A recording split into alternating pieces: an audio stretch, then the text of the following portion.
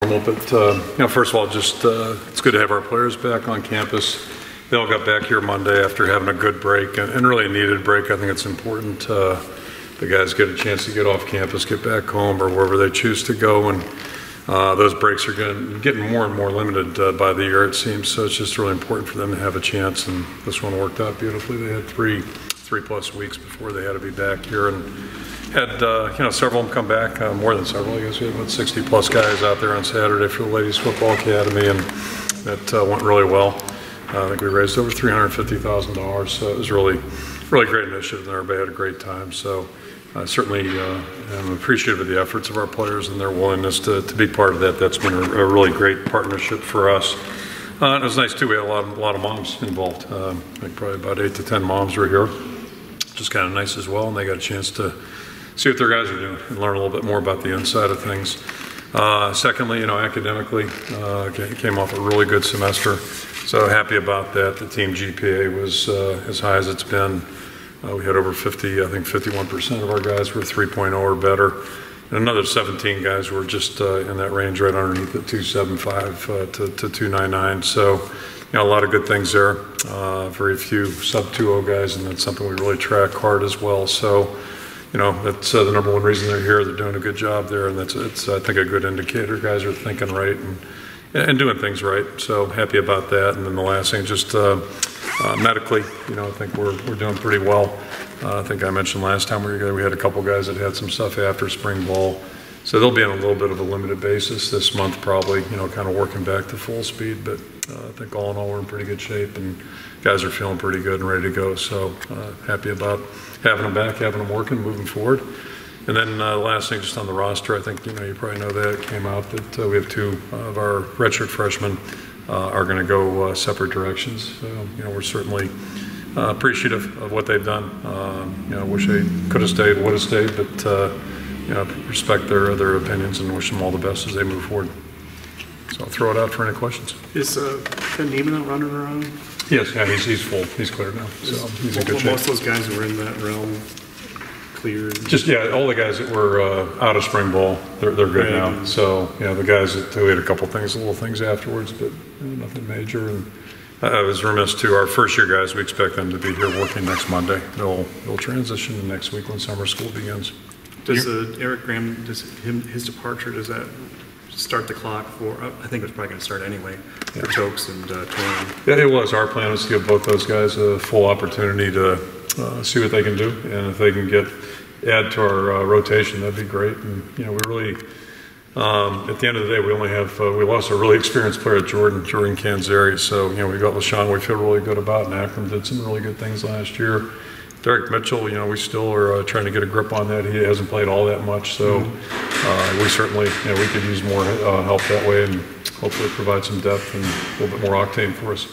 Is there any scholarship changes with maybe a few of your walk-ons or anybody coming in that maybe was a gray shirt or something? Yeah, not at this point. We oversigned a little bit like everybody does, so we're kind of right there where we need to be right now, and we'll just see how things transition forward.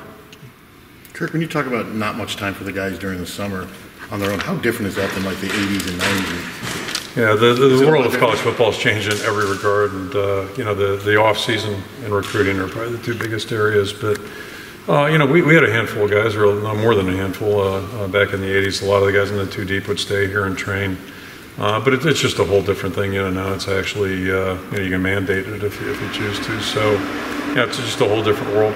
I do like the fact that we can go in and watch our guys train now. I think that makes perfect sense. And secondly, more importantly, or as importantly, we're feeding them now, so the guys are eating good food year round, and that's the way it should be. But the breaks, Thanksgiving break used to be, I think, a really good time for guys to have a chance to go home and recharge. That's not coming back. That won't change ever again in the future. So the calendar just gets squeezed. We're really fortunate, I think, in that we've got a nice break after the bowl game, where the guys have a couple 2 to 3 weeks to get back home or do some things on their own. And same thing, spring break, and with this 3-week window, and then they'll get 9 days over the 4th of July. But that doesn't help guys that have class. The school doesn't shut down, so they'll get a 4-day weekend, but not not that way. But I think those breaks are really important. They need to be away from us at times too, and kind of do their thing a little bit. I know that you were kind of in favor of the camp ban, but now that it's not banned, how did that change your plans, and what are you guys doing? Yeah, just for clarification on that, I wasn't necessarily against satellite camps, but More so the third-party thing, I think. yeah, third party, what it initiates and invites, and I think probably the thing that doesn't add up for me, doesn't make sense. Almost all, 99% of the discourse, this is recruiting. It's legalized recruiting. So what doesn't make sense is that we're controlled in the spring, and we're controlled in the fall, every part of the year except for June. It seems kind of silly to me that we can send anybody out every day of June and have face-to-face contact with prospects, and even pay money to high schools to rent their fields, those kinds of things. That part, I think we just need to rein it in and come up with some control on it, just like we do the rest of our year. And again, that perspective of being gone from football for 9 years, major college football coming back, things were a lot more sane recruiting-wise. This is like a flashback to the old days, kind of the wild, wild west thing. So as far as us, we're kind of using this week as our satellite camp week, if you will. Not that everybody's out, but we have a couple guys here, a couple guys there. So just about everybody's out for at least a couple days, looking at some prospects, putting eyes on them, that type of thing. And but we're not going to commit the whole week to it. I'm really I want to make sure we do a good job with our camps on campus. I think we're hosting 9 of them, 8 or 9 of them.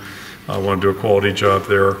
Then, more importantly, make sure we're visiting with our players and seeing them face to face, watching what they're doing with their training, kind of making sure they get off on a good start. And that's especially true with our first year guys next year. And oh yeah, by the way, we're going to do a little work on football in there too, somewhere in the month of June, because somebody told me we have 12 games that are scheduled, and we probably ought to put a little time in on those opponents too, and start that, and just talk about our situation. So you don't feel like, with the headliners that are grabbing the headlines with this stuff, you don't feel any pressure to sort of keep up and not make at a all. splash? And I'll go out on a limb and make a prediction. There are certain schools that are going to really recruit well again this year. Just there's a handful in every conference that are really going to do well and get those 5-star guys, and then everybody else kind of figures out what's going on. So I don't see the world changing a whole lot, and maybe if anything, maybe more mistakes will get made because everybody's running around, just in a hurry to do this and that. Kirk, Greg says he's back to about 100% doing just about everything he wanted to do or could do before the surgery. He's going to get a lot of balls thrown his direction because of who's across from him. Do you feel, he's a 3-year starter, that he can handle that? And how has he progressed to the point where you would feel confident that he can? Yeah, I think he'll do fine. Greg's a good football player, and he's a good guy. Did a great job in the classroom. Dean's list this past semester, coincidentally. But how he's progressed, I can't tell you because we haven't seen him in quite a while. It's been since January we got to see him on the field. So we're eager to get him on the field and let him start working back towards it. Every player on our team can improve and needs to improve, and be it Greg, be it Desmond, 2 experienced players. We have 2 guys that have a lot of game experience, a lot of success out there. But if they're not improving, it's not realistic for us to think we're going to have a good team this year. So we're counting on that. I think he's eager to get back out there. It stinks being on the sidelines and watching your teammates. So I think he's anxious to get started. And he's got all the tools. And he's got a good attitude. So it's just a matter of just keep improving. How many satellite camps have you been out to so far? Me, myself? Yeah. None, I think that's safe. Is it going to be a 0 for the month, probably? I've been to the Ladies Football Academy. Yeah. I had a wonderful day. Yeah. A lot of recruits there? Well, prospects, not recruits. And then we had a really good camp on Saturday, or Sunday, excuse me. Let me think before I make myself aware of it. No, I don't think I'm planning on going to any, quite frankly. And I did a couple last year. We got on the bus and did the bus tour, the Norm Parker minor league bus tour. That was fun, and good team bonding, all that, team staff bonding. But right now, really not paramount in my thinking. But I am eager to see the prospects that come to campus and watch them go through camp a little bit. And I am going to go to a clinic, a pretty good clinic out of state here next week probably, but that's probably the only traveling I see from that standpoint. We don't see any prospects there. Did you encourage Phil to get on Twitter? I heard about that. In fact, I saw some people in there laughing at him and helping him yesterday, trying to assist him with that. So how'd it come out? How is it? How is it so far? Looks good. Straight F-bombs. Could be dangerous. Just don't give it to him on the sidelines. Oh boy, no, don't do that. Don't do that. That's not good.